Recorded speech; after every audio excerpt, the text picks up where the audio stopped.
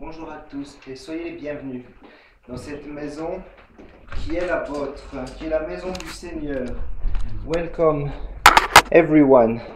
Thank you for being here with us. Praise the Lord that we can be together. Je voudrais juste, avant de commencer, dire que nous n'avons pas de scène aujourd'hui.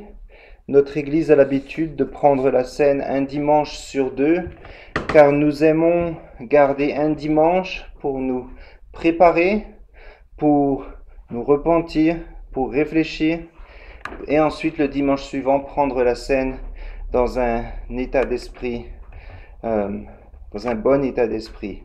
So we do not take the Lord's Supper every Sunday for the reason that we like to keep one Sunday to think, to repent, to try to recenter ourselves, and to be ready for the following Sunday when we will come to the table of the Lord. So we chose to take it only every 2 weeks. Toutes les églises ont leurs habitudes et je crois qu'il n'y a pas de difficulté avec ça.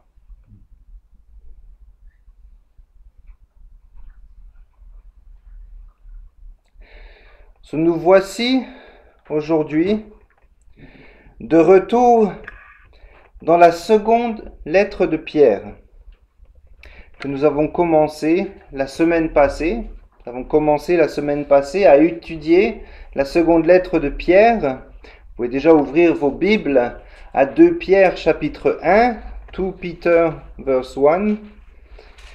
Nous avions alors étudié l'introduction de Pierre et la façon dont il se présente aussi bien comme un esclave que comme un messager divin, parlant du don de la foi qui nous permet de croire dans les plus grandes promesses de Dieu.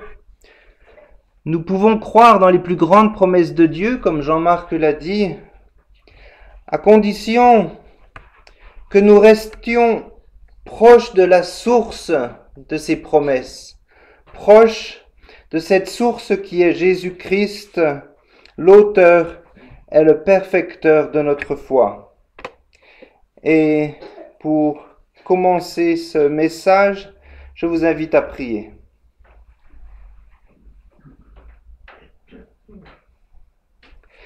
Guide-nous, ô Dieu, par ta parole et par ton Saint-Esprit, afin que dans ta lumière, nous puissions voir la lumière, et dans ta vérité, trouver la liberté, et dans ta volonté, découvrir la paix. Par le Christ notre Seigneur. Amen.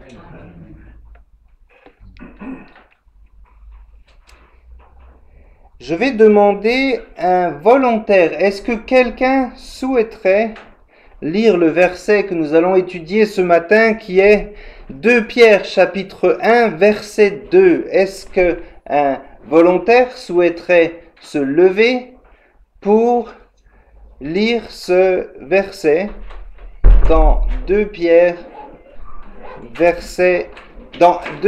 1 verset 2. Avant de lire ce passage, nous souhaitons la bienvenue à nos amis. Les enfants, si vous voulez, vous pouvez aller à l'école du dimanche. Et pour les adultes, trouvez une place parmi nous. Voilà. Quel bonheur. Encore plus de monde qui viennent ce matin. Bienvenue. Bienvenue. Est-ce que quelqu'un souhaiterait lire ce verset? 2 Pierre, chapitre 1, verset 2, s'il vous plaît. Que la grâce et la paix vous soient multipliées par la connaissance de Dieu et de Jésus notre Seigneur. Amen. Merci. Cette série de prédications sur la seconde lettre de Pierre aura bien souvent à voir avec la connaissance. C'est pourquoi il est intéressant, pour commencer, de parler de quelque chose dont nous n'avons pas parlé la semaine dernière, c'est-à-dire de la lettre en elle-même. La lettre de Pierre en elle-même. Second Pierre est un livre un petit peu particulier concernant le canon. Aucun autre livre de l'histoire n'a été aussi apprécié que la Bible. Il n'y a pas de livre plus vendu dans le monde. Et en même temps, l'intégrité d'aucune autre œuvre n'a été aussi régulièrement attaquée. Et dans le Nouveau Testament, aucun autre livre n'a fait face à autant de doutes concernant sa paternité que 2 Pierre. Second Pierre est l'un des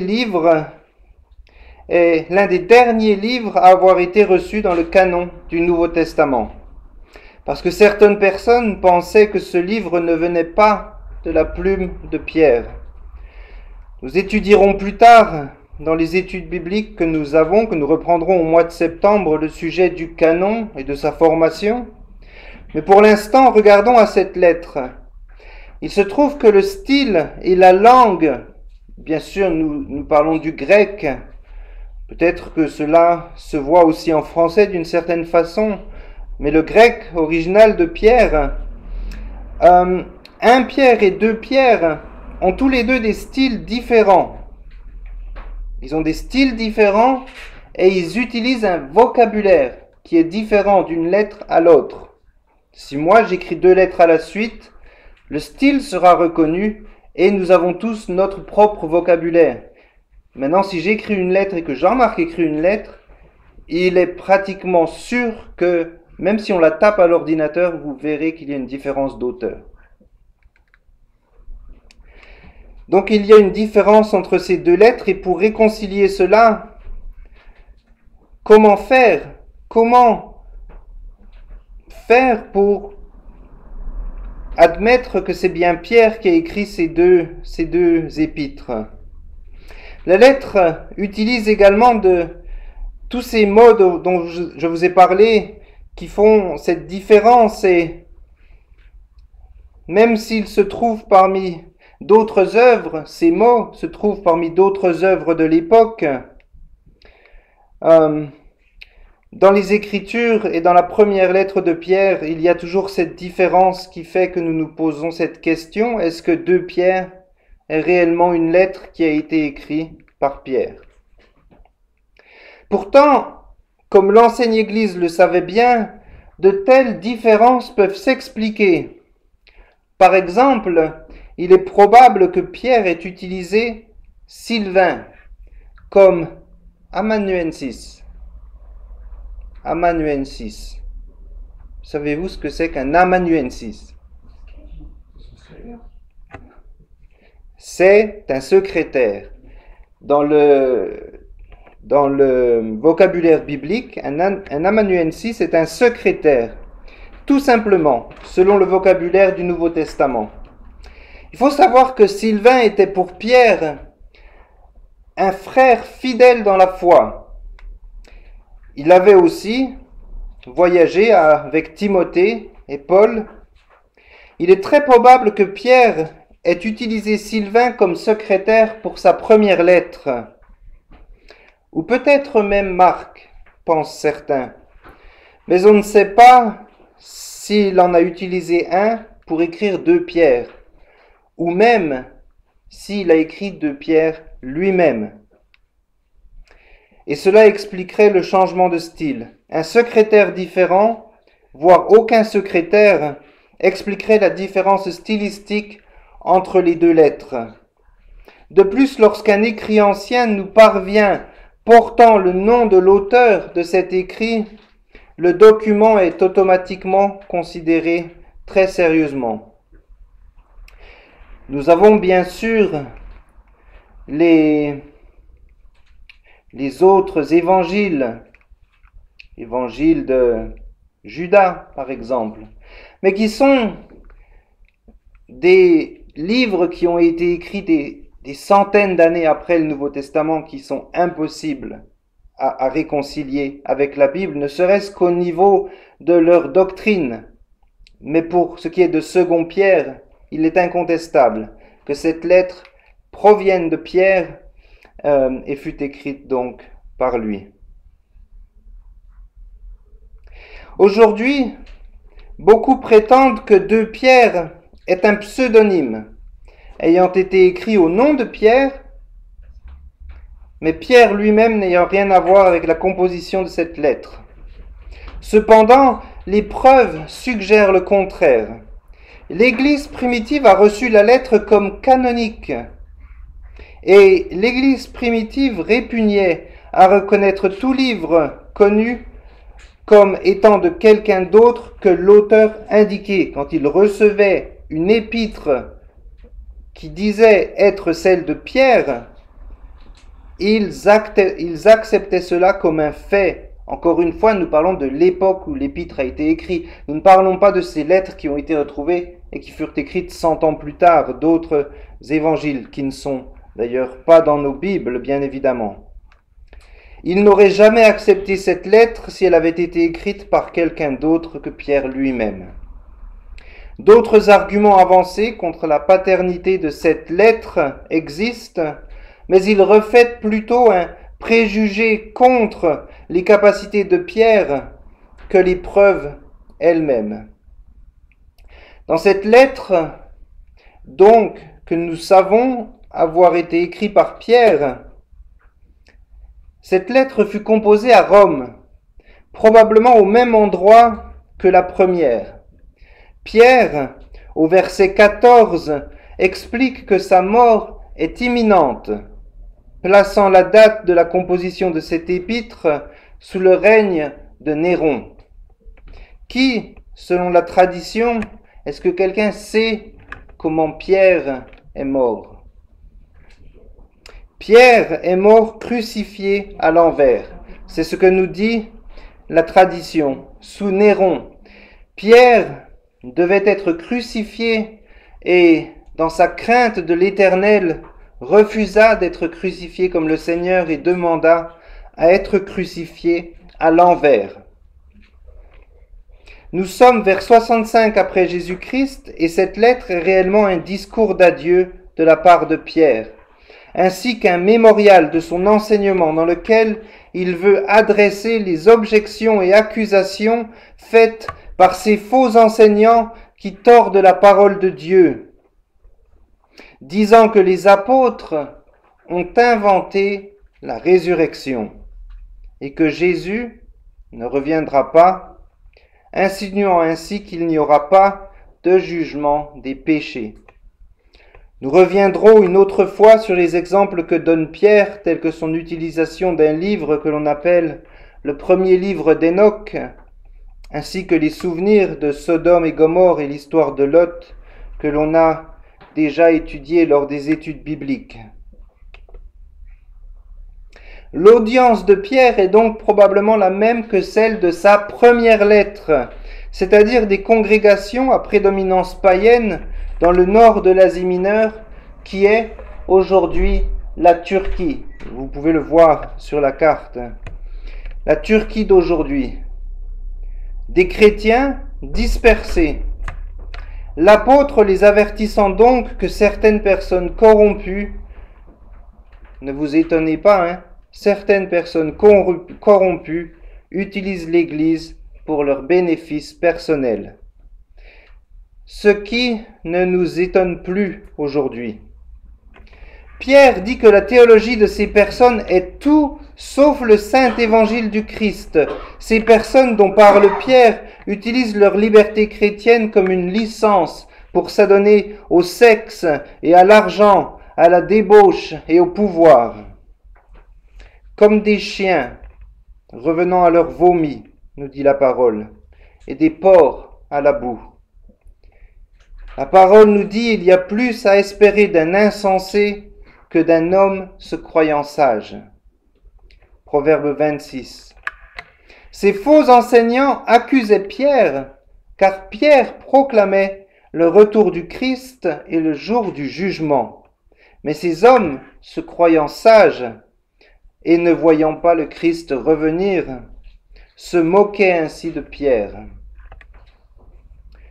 Alors si cet évangile de Pierre est vrai, pourquoi Dieu met-il si longtemps à revenir? Est-ce que vous avez une réponse à cela? Pourquoi Dieu met-il si longtemps à revenir? Parce que tous ceux qui doivent être des enfants de Dieu ne le sont pas encore. Absolument. Nous devons comprendre que notre conception du temps en tant qu'humain est extrêmement limitée. La parole nous dit Dieu est patient. Est-ce que quelqu'un voudrait lire 2 Pierre chapitre 3 verset 9, s'il vous plaît? 2 Pierre chapitre 3 verset 9.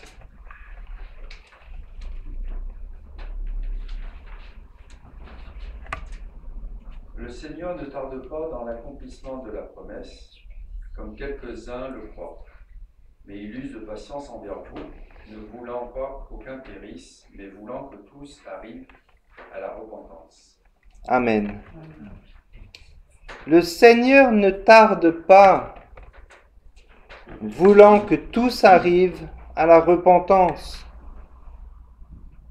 Dieu veut nous voir nous repentir.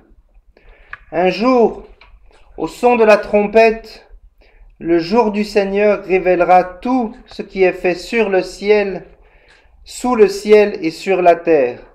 Tout ce qui est fait en cachette ou non, tout sera montré au grand jour, exposant les ténèbres de la nuit et détruisant l'injustice. Puis une nouvelle terre et de nouveaux cieux apparaîtront, pleins de droiture et pleins de l'amour de Dieu. C'est ce que l'on appelle le vrai espoir chrétien, le message que Jésus et les apôtres ont annoncé avant notre naissance dans ce monde. C'est ce que Pierre veut nous faire comprendre avec cette funeste dernière lettre de l'apôtre. Dieu aime ce monde et est déterminé à le sauver au travers de Jésus. Et pour cette raison, nous devons nous confronter au péché et à l'injustice qui détruit ce monde. Et quand la dernière trompette sonnera, de nouveaux cieux s'ouvriront pour l'humanité et pour l'univers même. Cette lettre est une lettre d'espoir. Pierre a composé sa 2e lettre pour faire un dernier rappel, premièrement de la garantie de la venue finale du Christ. Est-ce que c'est quelque chose à laquelle on pense? Là, le retour du Christ, le retour final du Christ. Il y a une doctrine qui s'appelle l'immédiateté du retour du Christ, qui dit que nous devons être prêts car il peut revenir à chaque instant. Nous chantons, peut-être qu'il viendra cette nuit, qui sait? Le Christ peut revenir à tout moment. Mais Christ peut aussi revenir dans 4000 ans. C'est le mystère de son retour. Alors soyons prêts. Et deuxièmement, Pierre nous rappelle du besoin de la sainteté personnelle. Ce n'est pas facile. C'est facile à dire en chair, mais c'est quelque chose qui n'est pas facile. La sainteté personnelle. Je livre cela à votre conscience. Cette sainteté n'est pas un fardeau. Cette sainteté n'est pas un fardeau, nous allons le voir. Des faux enseignants niant ces 2 doctrines du retour du Christ et de la sainteté que nous devons avoir avaient surgi parmi l'auditoire de Pierre, et ainsi dans sa 2e épître, Pierre laisse le peuple de Dieu avec des derniers mots d'encouragement, de peur qu'ils ne deviennent la proie de telles erreurs. Mais revenons à notre verset. Ce sermon aujourd'hui a pour titre « Grâce et paix ». Je vais relire ce passage pour que nous puissions en comprendre le titre.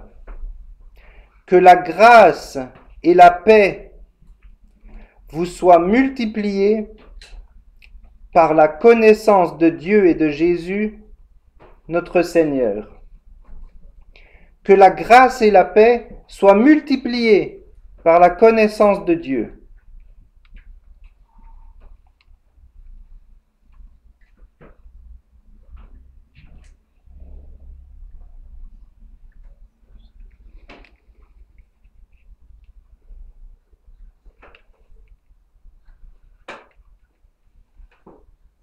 C'est un début très familier aux épîtres du Nouveau Testament que de commencer une lettre avec les termes grâce et paix. C'est aussi une façon dont l'apôtre Paul introduit ses lettres. Éphésiens chapitre 1 verset 2, que la grâce et la paix vous soient données de la part de Dieu notre Père et du Seigneur Jésus-Christ. Et puis, nous voyons aussi cette diapo ici qui est une autre introduction de Tite, cette fois, qui nous dit grâce et paix de la part de Dieu, le Père, et de Jésus-Christ, notre Sauveur. Ce sont des versets qui sont absolument similaires. C'était donc quelque chose de commun de respecter notre prochain et dès qu'on le peut, de le bénir. Pierre fait ici la même chose. Il s'agit de l'expression d'un désir de bénir les lecteurs de cette lettre, un désir qui s'étend vraiment loin puisqu'il s'étend jusqu'à nous aujourd'hui. Jusqu'à nous. Cette bénédiction de Pierre s'étend jusqu'à nous aujourd'hui. Grâce et paix vous soient multipliées. Alors regardons maintenant à ce que dit ce passage. Le désir de Dieu pour notre vie de croyant est que nous connaissions la plénitude de sa grâce et de sa paix dans le Seigneur Jésus-Christ. C'est ainsi que Pierre dit grâce et paix. Et ces deux mots sont comme deux petites filles jumelles nées en même temps, ou plutôt comme les deux faces d'une même pièce. Là où il y a de la grâce, il y aura de la paix. Là où la paix règne, la grâce s'épanouit. La grâce dont nous parle Pierre dans ce cas fait référence à l'habilitation divine de vivre la vie chrétienne. Nous nous rappelons du verset 1 que Pierre écrit à ceux qui ont déjà reçu une foi. Cette foi qui nous ouvre les yeux sur la vérité. C'est la première partie de ce verset. 2 Pierre chapitre 1 verset 1. Ce sont bien les mots qu'il emploie. Une foi donnée à chacun de vous en qualité égale. Maintenant, Pierre parle de grâce. Et ce qu'il n'est pas en train de dire à ses lecteurs, c'est-à-dire à ces églises dont nous avons parlé plus tôt, ces églises dispersées, mais cela nous concernant nous aussi, l'apôtre ici ne parle pas de la grâce salvifique, celle qui nous sauve. Mais ce qu'il dit est que cette grâce salvatrice est toujours accompagnée par une autre grâce qui nous soutient et renouvelle nos forces constamment. Et c'est cette seconde grâce, en quelque sorte, qui nous accompagne chaque jour et nous renouvelle, qui nous rend capables de vivre notre vie chrétienne d'une façon fidèle et quotidienne. Nous ne parlons donc pas de la grâce qui nous fut faite lors du jour de notre conversion, mais de la grâce quotidienne. Nous ne parlons pas de cette grâce qui nous fut faite lorsque nous avons rencontré le Seigneur, mais de cette grâce quotidienne, celle qui se renouvelle chaque jour dans nos vies. Cette grâce est complètement suffisante pour nous rendre capables de faire tout ce que Dieu veut que nous fassions dans notre vie de chrétien. Tout cela est rendu possible par l'Esprit Saint qui habite en nous. L'Esprit Saint en nous n'est autre que l'Esprit de Dieu, qui gouverne et contrôle notre cœur, qui contrôle notre propre esprit et qui dirige notre volonté. Nous sommes conduits et cet Esprit de Dieu nous habilite à faire la volonté de Dieu. Ainsi, lorsque Pierre ouvre sa lettre de cette façon, c'est de ce désir, c'est ce désir qu'il veut transmettre au lecteur, le désir que cette grâce nous soit multipliée. C'est ce qu'il dit au verset 2, que la grâce et la paix vous soient multipliées. Dieu a toujours plus de grâce à nous donner. Dieu a toujours plus de grâce à nous donner et il ne s'arrête pas à la grâce qui nous a sauvés. Il y a une grâce encore plus grande qui est déversée sur nous chaque jour, une grâce réservée pour ceux qui ont une pleine confiance en lui. C'est une grâce qui multiplie notre foi dans les promesses de Jésus-Christ et dans l'action quotidienne du Saint-Esprit. Avons-nous confiance dans cet esprit qui nous guide, cet esprit qui veut multiplier cette grâce dans notre vie? Et avons-nous noté ce petit adjectif, l'action quotidienne du Saint-Esprit dans notre vie? Quotidienne, jour après jour, cette grâce nous suit partout. Cette grâce nous sanctifiant, nous protégeant, nous guidant sur le sentier étroit. Nous ne pourrions pas vivre nos vies, nous ne pourrions pas vivre une minute de notre vie chrétienne sans cette grâce que Dieu nous fait, ni sans cette paix que l'on trouve lorsqu'on est sûr que le Saint-Esprit travaille en nous à l'instant présent. Nous sommes dans ce monde, mais nous ne sommes pas de ce monde. Nous vivons dans le royaume de Dieu. Nous sommes le royaume de Dieu. Cette grâce ne nous est pas simplement ajoutée. Dieu nous convertit et maintenant il nous ajoute cette grâce. Mais elle est multipliée d'une façon exponentielle, grandissant dans notre vie, sans cesse nous permettant de mûrir en Christ, nous donnant la compréhension dont nous avons besoin. Pierre nous parle donc de la grâce, et pas seulement la grâce, mais une grâce multipliée. Car cette grâce au travers de laquelle nous avons été sauvés est une grâce qui continue de nous sauver. C'est une grâce que l'on ne peut pas perdre et à laquelle on ne peut résister. Une grâce qui ne nous fait pas nous demander à chaque instant si nous en faisons assez pour Dieu, mais qui est largement suffisante, dans laquelle nous pouvons nous reposer.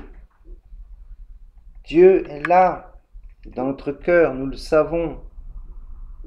Arrêtez-vous, nous dit le psaume, et sachez que je suis Dieu. La foi n'est pas un fardeau à porter. Est-ce que je n'ai assez fait aujourd'hui? Non, ce n'est pas la question. Cette foi est largement suffisante pour que nous puissions nous reposer en Dieu. C'est une grâce qui se multiplie, portant du fruit. Et ce fruit n'est pas le résultat de nos œuvres ou de nos propres efforts. Ce fruit est le résultat de cette grâce, la reconnaissance et la fidélité, l'obéissance et l'amour sacrificiel. Venir au culte le matin. Quelle douleur ce serait si je me sentais obligé d'aller au culte le dimanche. Mais bien au contraire, c'est ma joie de la semaine. Je le dis à mes élèves, à tous mes élèves, le dimanche est mon jour préféré. J'attends ce dimanche. Ce dimanche où premièrement je peux louer le Seigneur et deuxièmement où le Seigneur me permet de me reposer. Une erreur commune qui est parfois commise dans les églises est de croire que nous devons prêcher l'Évangile aux personnes extérieures à l'Église afin que les brebis perdues soient trouvées, alors que dans l'Église, nous parlons à des personnes déjà converties qui ont besoin d'apprendre à vivre leur nouvelle vie chrétienne. Ce que je viens de vous dire maintenant est probablement quelque chose qui vous surprend. Mais le problème de ce message est qu'il crée deux messages différents.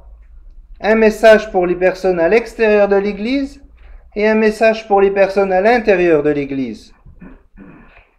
Un pour les non-croyants et un pour les croyants. S'il est vrai que vous êtes les saints que Dieu a choisis pour construire son royaume, chacun de nous a tout autant besoin d'entendre l'évangile du salut que les païens qui ne croient pas. Il n'y a pas deux messages, il n'y a qu'un seul message, et c'est celui de l'évangile. Car nous ne devons pas oublier que nous sommes aussi pécheurs, et que dimanche après dimanche, nous avons besoin d'entendre cet évangile de la croix, pour la simple raison que nous avons besoin de nous repentir de nos péchés quotidiens. Le but du prédicateur n'est pas de vous dire ce que vous devez faire. Je ne suis pas là pour vous dire de vous lire votre Bible chaque jour. Vous devez prier 2 heures par jour. Si je déjeune le matin, je ne déjeune pas si j'ai pas lu ma Bible avant. Je ne suis pas là pour dire des choses comme ça. Je ne suis pas là pour vous dire comment vous devez vivre votre vie, ni comment vous devez agir chaque jour. Mais je suis là pour vous rappeler que notre salut ne dépend pas de ce que l'on fait pour Dieu, mais de ce que Dieu fait pour nous. Semaine après semaine, le plus important ne se trouve pas dans l'effort que nous faisons pour être saints. Cet effort, vous n'avez pas à vous en soucier. Si l'Esprit Saint est en vous, il créera l'effort nécessaire.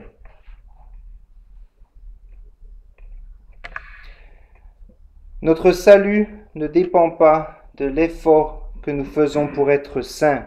Notre identité n'est pas dans nos œuvres, car il nous a été donné une nouvelle identité qui est en Christ et dans le travail du Saint-Esprit qui est en nous. Nous ne pouvons pas nous justifier nous-mêmes par nos actes. Et c'est pour ça que nous nous sentons coupables si un jour de la semaine nous avons oublié de lire la Bible. Nous essayons de nous justifier par nos actes. Aller à l'église fait de nous des chrétiens. Et ce n'est pas ça l'évangile. C'est pour cette raison que nous avons besoin que l'évangile nous soit constamment prêché. Nous avons besoin de sa puissance rédemptrice, car sans entendre cette bonne nouvelle constamment, nous retournerions immanquablement à nos vieilles habitudes, semaine après semaine. Dieu ne veut pas nous accabler, mais il nous appelle à la prière, à nous repentir, à porter son joug, à recevoir ses instructions, et nous savons que son joug n'est pas un lourd fardeau, mais son joug est doux et léger.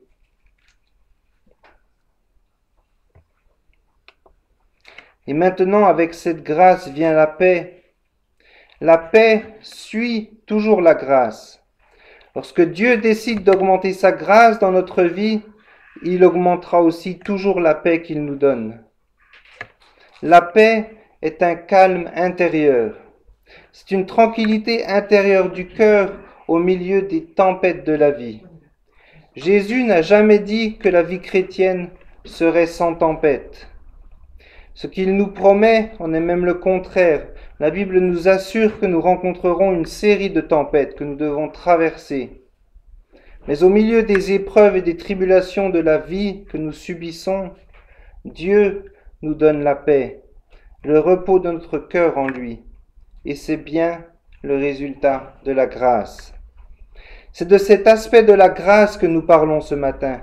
Cette grâce qui se multiplie dans notre vie, déversant sur nous encore plus de paix que nous en avons reçu jusqu'à aujourd'hui. Il y a beaucoup de monde parmi nous, beaucoup de monde que nous connaissons, qui ont besoin de faire l'expérience d'une paix plus profonde. J'ai besoin de cette paix. Vous avez aussi besoin de cette paix. Nous avons tous besoin de la paix de Dieu. Et pour obtenir cette paix, nous avons besoin d'une plus grande mesure de grâce. Nous sommes sauvés par les œuvres.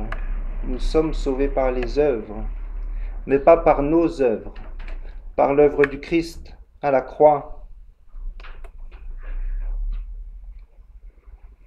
Ce que nous avons dit jusqu'à maintenant est merveilleux. Il s'agit du souhait de l'apôtre Pierre pour nous, qu'il partage d'une manière si simple dans ses salutations de sa deuxième épître, qu'il écrivit à des chrétiens dispersés.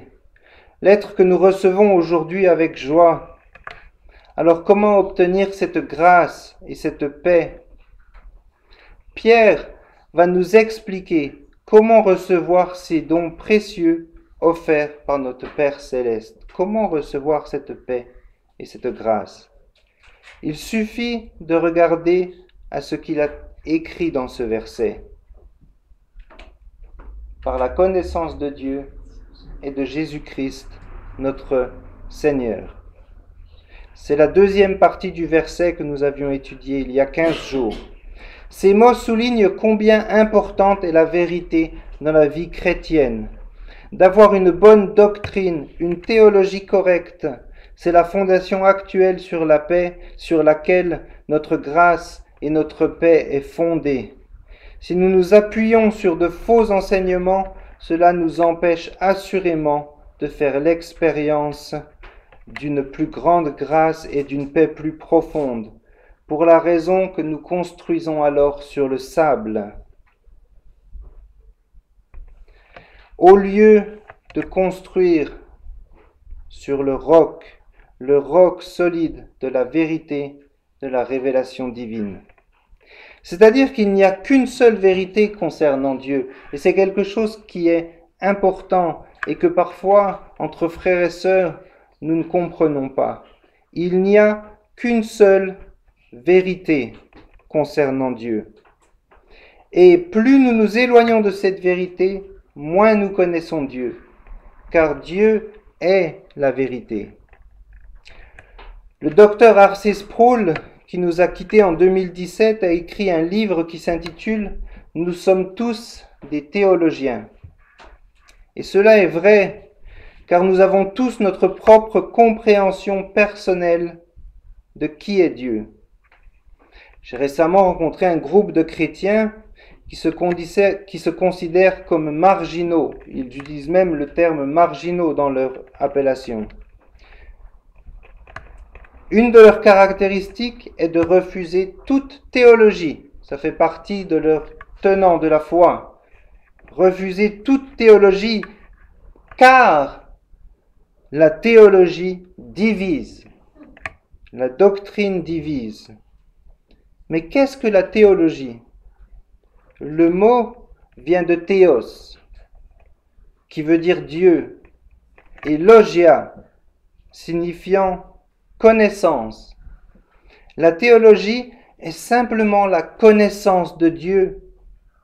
Alors pourquoi quelqu'un voudrait-il refuser de connaître Dieu un peu plus? Pourquoi repousser cette connaissance? Dans le cas de ce groupe que j'ai rencontré, il s'agit vraiment d'un groupe marginal, car ils ne croient pas que Jésus, ils ne croient pas dans la divinité de Jésus.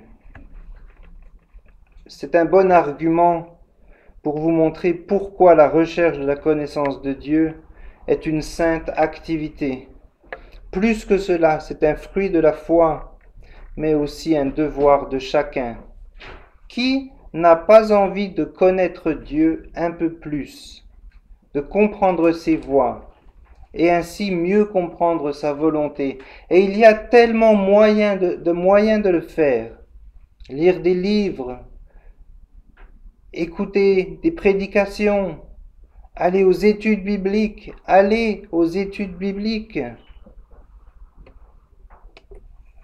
Cette connaissance dont il est question ici est un mot grec signifiant une compréhension plus profonde et riche de l'Écriture. C'est un savoir plus intime et personnel de l'Écriture, c'est-à-dire de la Bible. Pas seulement un ensemble de faits précis dans notre tête, connaissant toutes les cartes qui sont à la fin de notre Bible, connaissant toutes ces cartes par cœur, ou alors des nombres et des statistiques bibliques, ce qui est dans un sens quand même important, mais ce n'est pas de cette connaissance-là qu'il est question. Le savoir dont il est question ce matin est une forme de savoir qui nous est donné et qui renouvelle notre pensée et notre cœur, renouvelant notre amour pour Dieu et nous amenant à une plus grande grâce, une plus grande paix. Tout cela naît de notre soif et de notre faim de la parole. Heureux ceux qui ont faim et soif. Une meilleure connaissance de la parole nous amène à une relation plus intime avec Dieu. C'est ainsi que nous découvrons certains traits du caractère divin que nous ne pouvons pas connaître autrement. Alors que nous lisons ces versets, c'est là que nous nous rendons compte combien nous avons besoin de cette paix particulière, cette paix dont nous parlons. Car chaque jour, il y a de nouvelles difficultés dans notre vie, une nouvelle inquiétude, une nouvelle angoisse, un problème persistant, une division familiale, un ami qui nous trahit, quelqu'un qui ne nous comprend pas, une question concernant notre travail, notre santé, notre famille, notre avenir, notre compte en banque. Nous regardons ce qui se passe dans le monde et nous sommes complètement abasourdis. Cela est troublant, extrêmement troublant, de regarder les informations ou les différents programmes qui nous sont proposés sur les chaînes publiques, et je ne parle même pas des chaînes privées. Que pouvons-nous faire devant tout cela? Que pouvons-nous répondre à ces questions ou ces difficultés? Lorsque nous lisons ce verset, si je demandais à ceux qui désirent cette paix dont nous avons parlé, ainsi que cette grâce de Dieu dans leur vie, si je vous demandais de lever la main pour ceux qui veulent cette paix, je sais que toute la salle lèverait la main. Tout le monde, chacun ici veut cette paix et cette grâce. Nous voulons dire oui à cette paix. Je veux cette grâce. Je veux cette paix. Mais la vraie question est, spirituellement, sommes-nous vraiment en train de lever la main pour ces choses? Si je vous demande maintenant, est-ce que vous voulez la paix de Dieu? Vous lèverez tous la main. Mais spirituellement, est-ce que nous levons la main pour atteindre cette paix?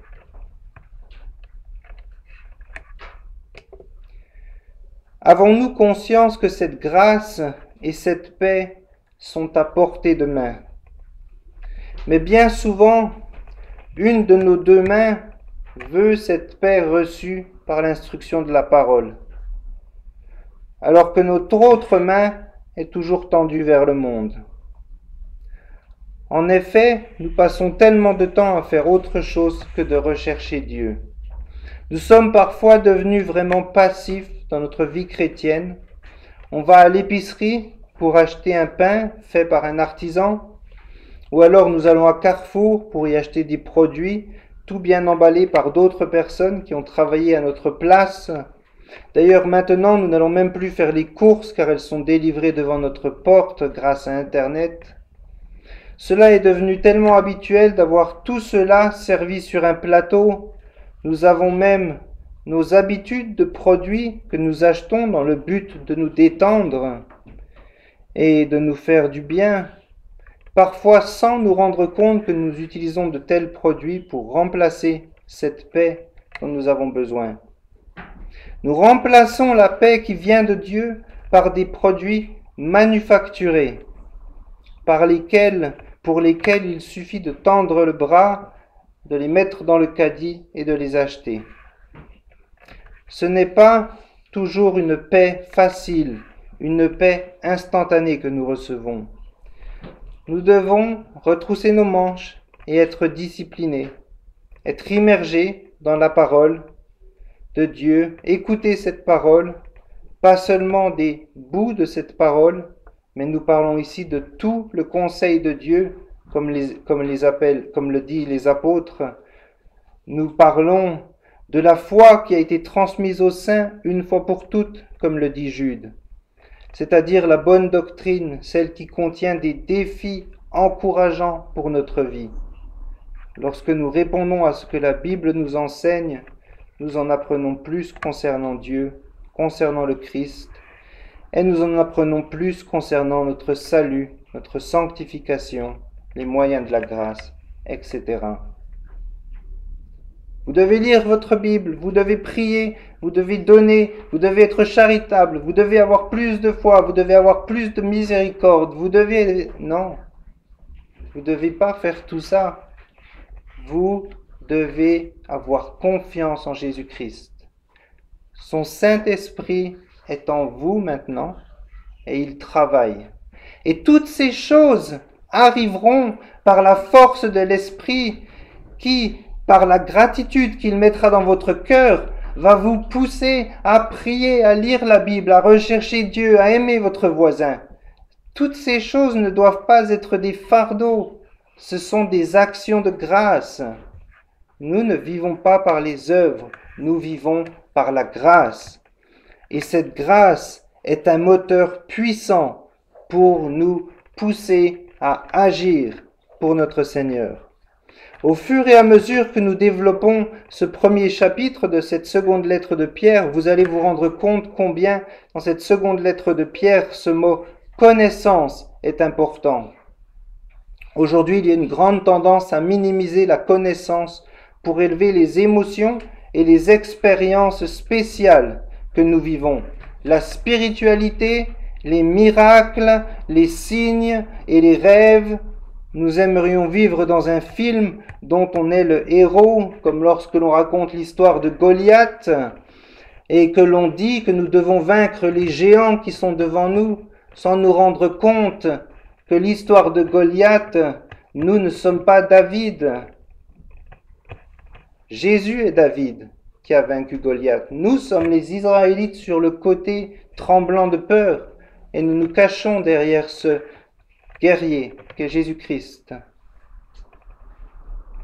Aujourd'hui, nous voulons être le héros de l'histoire, alors qu'une personne plus sage, lui, vit simplement une vie normale, un témoignage là où il est placé, banal, une vie dont le vrai héros, le seul héros, est Jésus-Christ.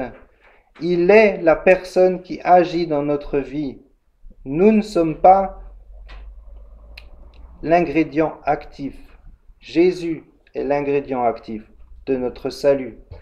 Lorsque nous élevons les expériences spirituelles avec Dieu au détriment de la connaissance du Seigneur, nous tirons le tapis sur lequel repose la grâce et la paix, alors que c'est la connaissance de cette grâce et de cette paix qui doivent être le centre de notre intérêt et ce sur quoi nous mettons de l'importance. Reposez-vous. Cet après-midi, reposez-vous et dites au Seigneur, merci Seigneur, que je puisse me reposer un peu. Prends mes inquiétudes.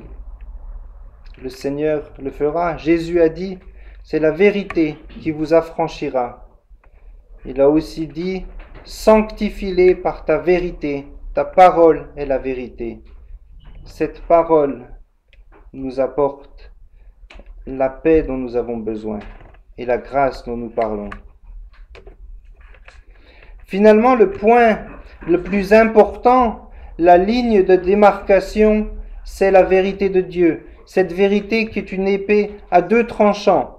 Nous ne pouvons pas surestimer l'importance de connaître cette Bible qui nous apporte, lorsque nous commençons à la connaître, une grâce et une paix grandissante et multipliée de la tête au cœur et du cœur à nos mains prêtes à œuvrer pour le Seigneur. C'est une action de grâce. Si nous croyons réellement que Dieu est souverain, nous devons faire confiance aux moyens qu'il a choisis pour réaliser les objectifs qu'il désire. Les moyens que Dieu a choisis pour notre nourriture spirituelle et notre croissance dans la grâce sont ce que nous appelons les moyens ordinaires de la grâce, à savoir la parole de Dieu, la prière, les ordonnances du baptême et de la Sainte Seine, et nécessairement associés à ceci la discipline et le soin des âmes de l'Église. Prenons soin les uns des autres. Appelons-nous, envoyons-nous des messages, visitons-nous. Nous avons besoin de cela. Ces moyens sont choisis par Dieu, renforcés par le Saint-Esprit et nous orientent vers le Christ. Ils nous soutiennent et nous nourrissent dans notre union avec le Christ, alors que nous reposons sur les objectifs souverains de notre Dieu trinitaire.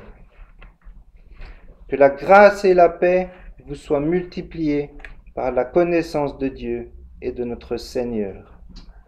On ne peut que constater la bienveillance lorsque les apôtres s'adressaient au peuple de Dieu. Paul ouvre 2 Corinthiens ainsi: que la grâce et la paix vous soient données de la part de Dieu notre Père et du Seigneur Jésus-Christ. Ce sont leurs premières paroles. Si nous ne croyons pas les premières paroles des livres que nous lisons, comment est-ce que nous allons croire ce qu'il y a dans le livre?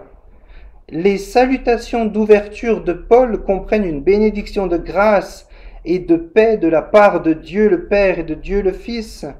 La grâce, la faveur imméritée que notre Créateur a manifestée en envoyant le Seigneur Jésus-Christ pour sauver son peuple, créer une paix éternelle entre Dieu et tous ceux qui font confiance à Dieu seul pour leur salut. L'une des précieuses vérités de l'Évangile, et je vais terminer avec ça, cette précieuse vérité de l'Évangile est que parce que Dieu est gracieux envers son peuple, nous avons la paix éternelle avec lui. C'est quelque chose d'acquis. Profitons-en. Lorsque nous faisons confiance à Christ seul, nous avons la paix éternelle avec lui.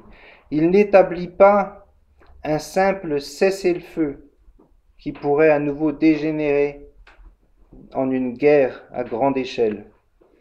Il ne nous ramène pas simplement à l'état d'Adam dans le jardin où la faveur éternelle de Dieu aurait pu être perdue et elle le fut. Il établit une paix éternelle avec nous en Christ, encore une relation encore meilleure que celle d'Adam dans le jardin d'Éden. Je vous exhorte à le rechercher pour le remercier de cela, en le servant aujourd'hui, offrant nos corps comme un sacrifice vivant, saint, agréable à Dieu, ce qui sera de votre part un culte raisonnable. Offrez votre corps à Dieu, et le reste suivra. Vous lirez la Bible, vous aurez la force de prier, vous aurez envie d'aller à l'église. Ce sont des choses qui naissent de la grâce que Dieu met dans votre vie. Recherchez la grâce, recherchez le royaume de Dieu en premier, et Dieu comblera tout le reste. Prions.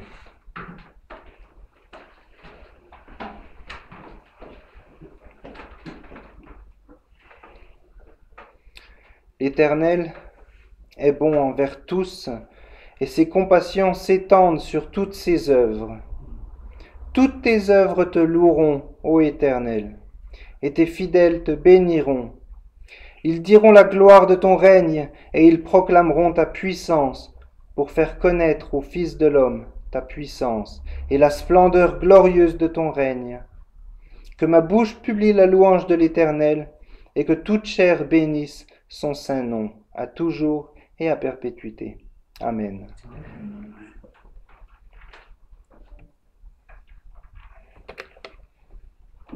Je vous invite à chanter encore un chant. Manifestons cette joie que Dieu a mis dans notre vie. Chantons ensemble, j'ai soif de ta présence.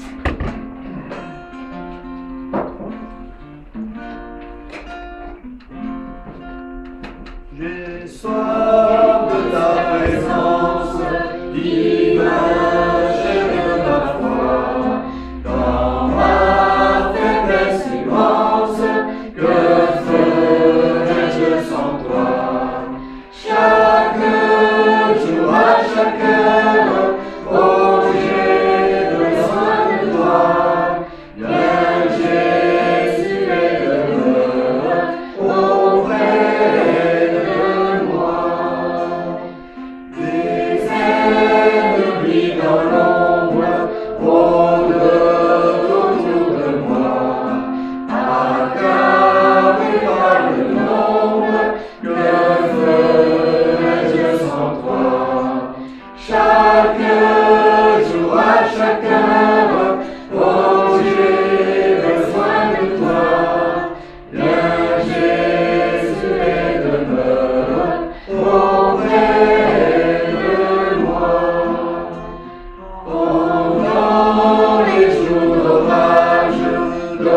l'obscurité des fois, quand faiblit mon courage, que ferais-je sans toi? Chaque jour, à chaque heure, oh j'ai besoin de toi.